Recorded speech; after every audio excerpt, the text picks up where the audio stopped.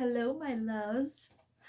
I wanted to do a scary story tonight because, well, it's fucking Sunday, and I used to do them all the time on Sundays, and I kind of got out of the habit there for a little bit, but it's Sunday tonight, so I'm starting this motherfucker up again. So tonight, we're gonna do 10 most disturbing true stories in history, and it's going to be glorious. I brought Fredward with. Actually, he's been here the whole fucking time. He's happy to be here. Look at him. He's cute. Fucking adorable. He's naked, but who gives a shit? All right, let's get going. Top 10 most disturbing true stories in history. First of all, what is the most horrifying true story that you know? If you know some stories, tell me in the comments because I love stories. You know I do. So tell me some stories. All right, we're going to start with number 10, the Axe Murder House. While this wasn't the most famous disaster of 1912, it is the most disturbing. On the morning of June 10th, 1912, Mary Peckham of Villisca, Iowa, noticed that her neighbors, the Moore family, had not yet come out to do their daily morning chores. She and Josiah, Moore's brother, Ross, investigated the Moore home, only to discover that the two parents, four children, and two young house guests had been gruesomely murdered. The grisly crime attracted nationwide attention, even taking over newspaper headlines for quite some time. Although there were several suspects connected to the murders, the crime ultimately remains unsolved over a century later. Yeah, that one's a doozy. Number 9, the British Pet Massacre. It's exactly what it sounds. There is no shortage of horrifying tales related to World War II, but one of the worst started before the war even broke out. In preparation for food shortages during the upcoming war, the British government distributed pamphlets titled Advice to Animal Owners to the public. The pamphlet suggested that pets should be moved to the countryside if possible. Boy, I wonder why. Of course, this option was not feasible for everyone, and the pamphlet encouraged owners to humanly destroy their pets if necessary.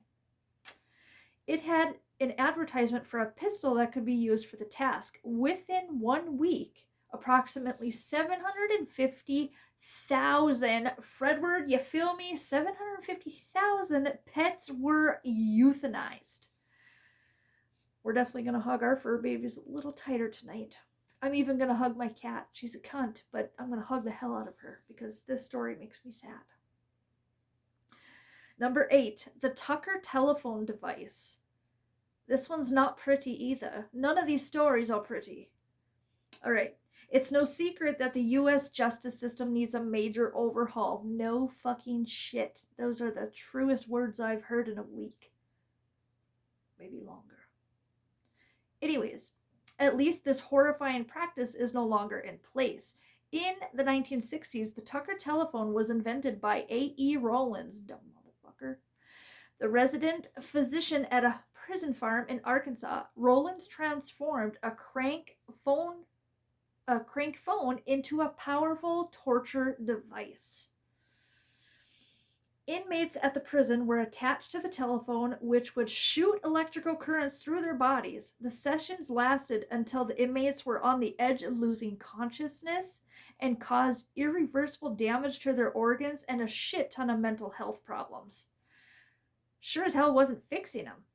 Although the device's use was discontinued in 1968, its effects remained with its victims for the rest of their lives.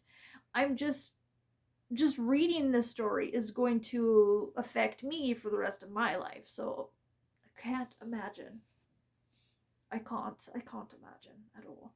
Number 7, the life of Lou Costa. Considered by some to be the first recorded serial killer in history, we have so many of those, don't we? You know, H.H. Holmes and now this guy or girl, whoever the fuck this is. Oh, somebody trying to one up another, you know?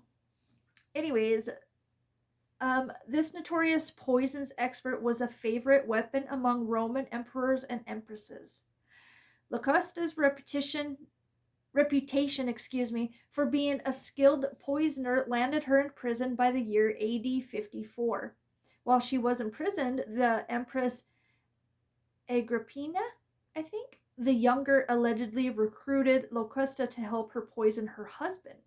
Agrippina's son Nero, who was notorious for his cruelty, tortured and threatened Locusta until she gave him poison to help him secure his place as emperor. Nero later released Locusta from prison and gifted her with an estate and a horde of students. Locusta was ultimately executed by Nero's successor, Galba. What a shitty story, really, you know? Let's put this down a little bit. There we go. Yeah, there we go. Okay, where are we? Number 6, Attack of the Dead Man. It sounds like a wonderful zombie movie, doesn't it? Kind of, but only this was real and happened in real life. World War I was filled with nightmarish stories of human brutality, especially when it came to chemical warfare.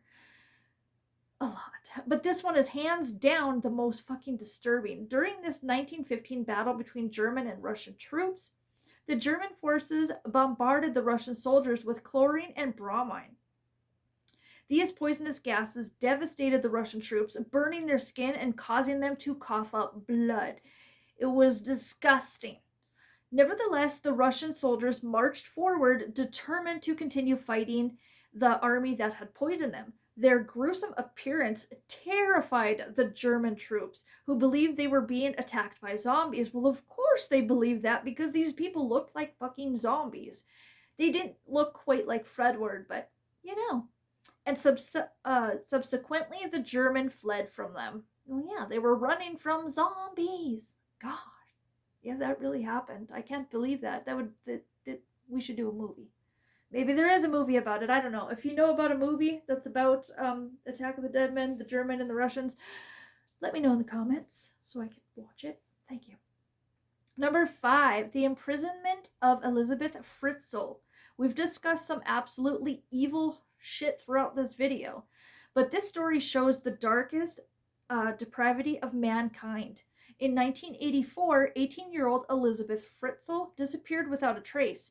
Weeks later, her mother, Rose-Marie, received a letter from Elizabeth stating she had run away from home. However, Elizabeth was trapped in the Fritzl home. She was being held captive in the basement chamber by her own father, Joseph, who was a sick, twisted motherfucker. There's a movie about it. You should watch it. Very good. Judd Nelson stars in it. It's very good. The monstrous Joseph assaulted his daughter, forcing her to give birth 7 times.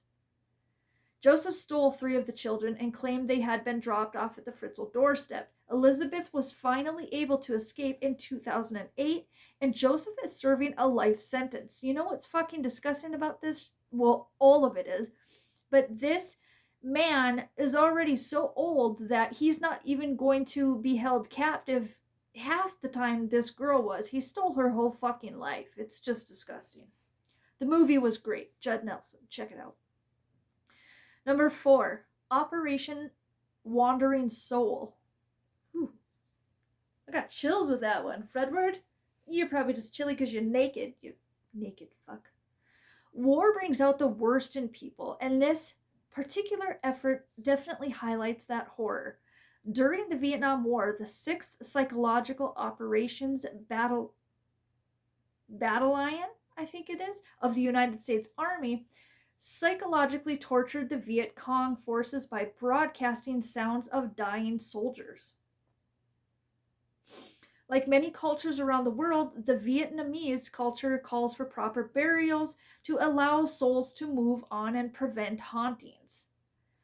The sounds of the dying soldiers echoing throughout the jungle terrified the Viet Cong forces, who believed they were being haunted by the souls of their fallen comrades.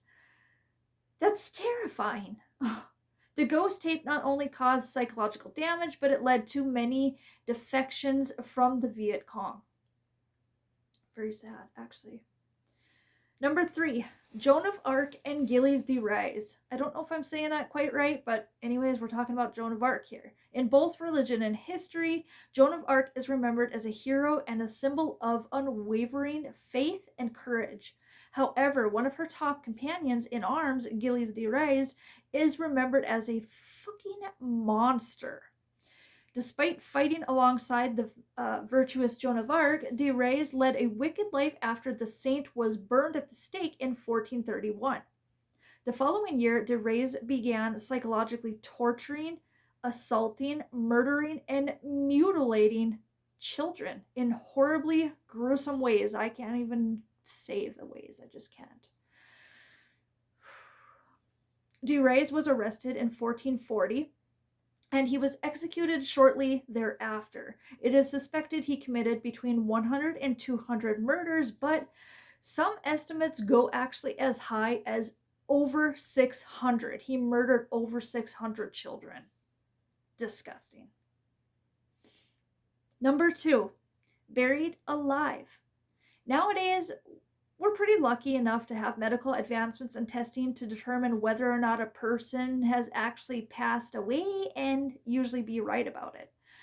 However, in the past, people did not always have access to means to ensure a body was actually like unoccupied before burial. Because of this, many people were buried alive. That is two of the scariest words I've ever fucking heard in my life. Buried alive. Blah, blah. All right, because of this, many people were buried alive, usually as a result of a condition called catalepsy. In the 1800s, catalepsy, which renders patients rigid, and unresponsive. In the 1800s, there were numerous reports of people accidentally being buried alive, only to be discovered too late. They were already in Fredward's condition. Nothing against you, Fredward. It's just pointing out facts here, you know. Whew. And this part's even scarier. Even as recently as 2020, yep, just 4 years ago, 2020, patients have been taken as far as the funeral home before their still alive state was discovered. Can you imagine waking up in a fucking funeral home? I would have had a heart attack and died. I guess I would have been in the best place for that, but that's what would have happened to me. Number 1. We're down to number 1. Mount Vesuvius. Excuse me, there's no R in there. R. The AD 79 eruption of Mount Vesuvius is well known, but scientists and historians have recently uncovered the true horrors the volcano's victims had faced. Although Pompeii is the most famous, it was far from the only town impacted by the disaster. Herculaneum was located only a few miles from the volcano and was in the direct path of the hot lava and the gas. Mount Vesuvius perfectly preserved the skeletons of its victims in Herculaneum, allowing scientists to study their bodies in detail. The heat from the eruption caused people's blood to literally boil, their flesh to melt, and maybe most horrifying of all, their skulls to fucking explode. Cover your ears, Fredward. You don't need to hear this. It's absolutely gruesome. Yeah, explode. The image alone is disturbing enough to keep us awake at night. Absolutely. I was watching Judgment Day, Terminator Judgment Day. I think that's the second one, right? Anyways, it's my favorite one. But the new one's really fucking good too. The newer one. Anyways, I was watching it. And Sarah Connor is hanging onto the gate. And she's rocking it. She's, trying to warn everybody that the end is near and blah, blah, blah. They're all playing at the park and shit like that. And I'm just like, well, what are they going to do? Like run and hide? Like you can't hide from the end. You can't hide from the apocalypse. Do you know what I'm saying? You just need to hang on tight and kiss your ass goodbye. Because what else are you going to do, really? Seriously. But yeah, that kind of reminded me of the people, Pompeii, the whole Mount Vesuvius, because they saw it erupt and they were just like, it's a Tuesday. We're doomed. They can't do anything about it. Just hug onto your babies and goodbye. It's just, that's just how it is. All right. I hope you liked tonight's episode. I had to record it twice because the first time I fucked up big time. I've been doing that a lot lately. I don't know what's wrong with me.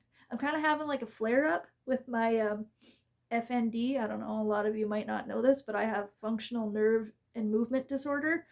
It's a really wacky thing. Like my brain is like beautiful. Literally, that's what the doctor told me. He told me I have a beautiful brain, but it doesn't receive and it doesn't give and receive. See, it's doing the thing again. It doesn't give and receive orders that well. So like sometimes I can't walk that well, sometimes I can't talk that well, sometimes my vision is really shitty, I have seizures. It is a crap disease and I hate it. I hate it so much, but I'm researching the hell out of it and I'm learning to manage it, and that's all I can do.